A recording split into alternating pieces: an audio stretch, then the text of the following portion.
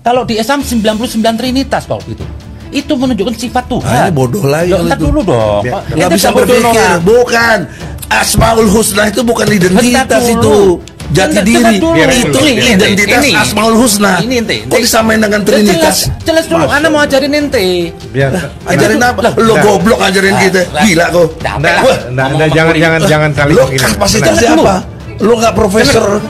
Nora. Jangan aja dulu. Lo berdebat ilmiah apa? Makanya kribo, nggak ada alasan untuk orang yang rasis, nggak ada alasan untuk orang yang menghina budaya dan bangsa yang lain, nggak ada alasan untuk orang yang keluar dan disrespect culture yang lain. Dan dia menuduh saya semata hanya menghina etnis Arab. Anda memotong pembicaraan saya. Sikap saya itu untuk merespon. Ada dari Bahar dan sama si Al-Kafiri itu yang mengatakan etnis Melayu atau di bumi di sini kalau tidak ada orang Arab menyembah pohon dan tidak berbaju. Ini yang menjadi perhatian saya. Saya ingin mengatakan bahwasanya bangsa Melayu tidak lebih rendah dari bangsa. Bangsa Melayu punya martabat. Saya nggak mau menjawab kebodohan dengan kebodohan. Nggak ada apa-apa. Orang mau benci sebanyak apapun, orang pasti cinta pada Habib Rizik. Ya, itu kan gerakan hati. Mau difitnah begini dan begitu, enggak. Saya nggak mau tahu, ya. Supaya antum jangan ikut-ikutan, jangan ikut bingung, ya. Kalau orang usaha untuk mengajak benci kepada ulama yang manapun, itu wajib ada ulama yang dicaci, yang manapun kita akan bela. Saya ini bergerak di sini melawan kelompok-kelompok radikal nih yang dikomando oleh gerombolan Bahar dan Rizik. Itu bukan orang baru. Semenjak berdiri FPI itu saya sudah melawan. Sekalipun saya ini juga Habib, saya nggak akan benarkan Habib. Sejak kapan kita ini kehilangan kesempatan untuk dialog? Heboh Habib Kribo ribut dengan Habib lain. Murid Habib Umar bin Hafidz ingatkan soal ini. Di era saat ini sejumlah Habib terkesan bertengkar dengan Habib lainnya. Setidaknya Habib Zain Assegaf alias Habib Kribo kini mengundang kemarahan sejumlah Habib. Bukan hanya karena menghujat Habib Rizik Syihab dan Habib Bahar bin Smith, melainkan juga atas pernyataannya yang dianggap menjelek-jelekan Arab. Bahkan Habib Abu Bakar Assegaf dari Pasuruan pun menilai langkah Habib Kribo ini brutal.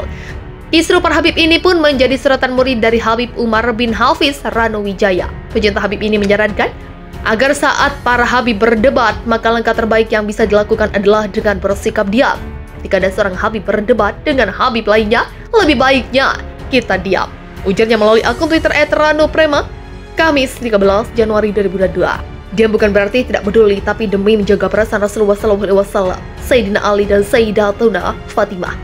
Hati-hati ini zaman ruwai bidah, cuit dia.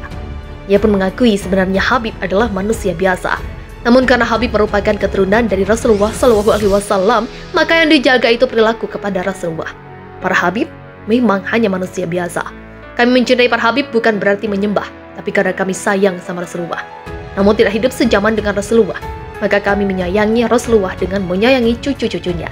Jelasnya. Meski begitu, ia sangat berterima kasih dengan penjelasan Habib Nabil Al-Musawa. Hal itu terkait pernyataannya soal Habib yang keluar atau tak berpegang terhadap Tariqah Alawiyah, yang merupakan manhaj para salaf Habib. Menurutnya, jika ada yang demikian, maka Habib tersebut tersesat dari manhaj leluhurnya sehingga tidak bisa dijadikan rujukan. Jika seorang Habib keluar atau tidak berpegang dengan Tariqah Alawiyah, maka Habib itu tersesat dari manhaj leluhurnya. Dan orang yang tersesat tak dapat dijadikan rujukan. Demikian secara singkat tentang manhaj Alawiyin tanpa menyebut orang atau kelompok anakku. Ujarnya melalui akun @nabil al-muwasawa. Pernyataan itu menjawab pertanyaan apakah seorang Habib apabila mengikuti ajaran Syiah sudah tidak lagi dianggap seorang Habib.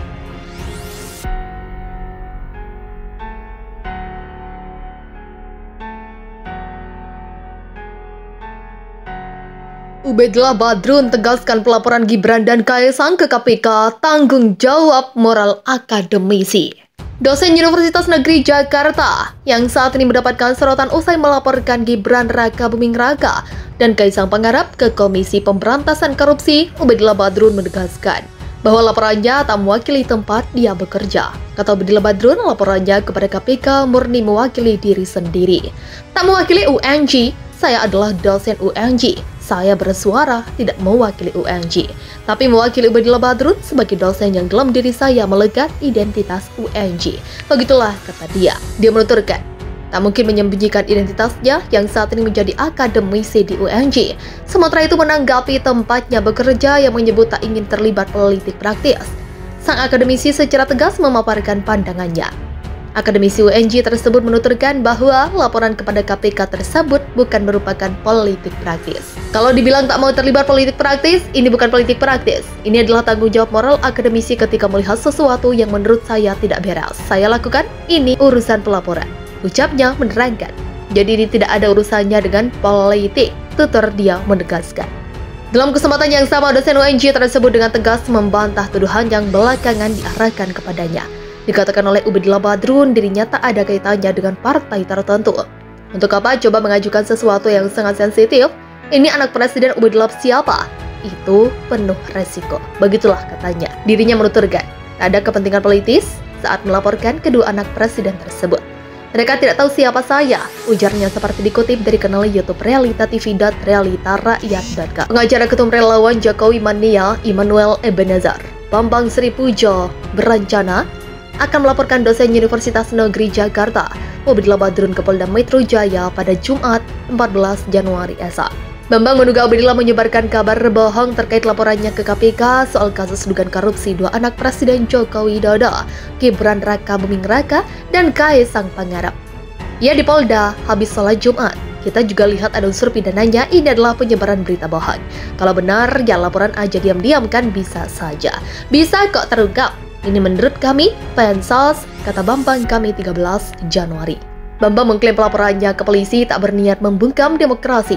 Baginya Ubedillah telah membuat gaduh belakangan ini dengan laporannya ke KPK tersebut.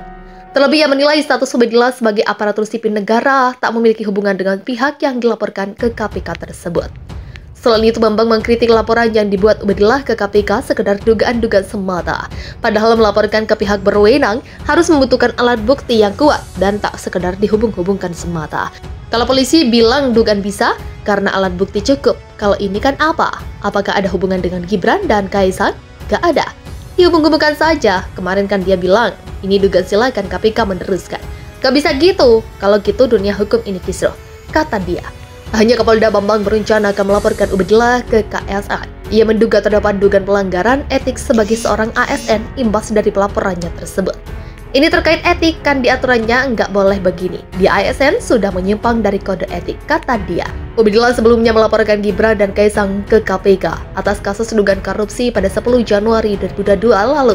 Gibran dan Kaisang dituding memiliki relasi bisnis dengan anak petinggi PT SM, induk dari PT PMH, yang terlibat kasus pembakaran hutan di tahun 2015 silam. Gibran menyatakan siap mengikuti proses hukum imbas laporan itu, sementara Kaisang hingga berita ini diturunkan belum bisa dimintai keterangannya.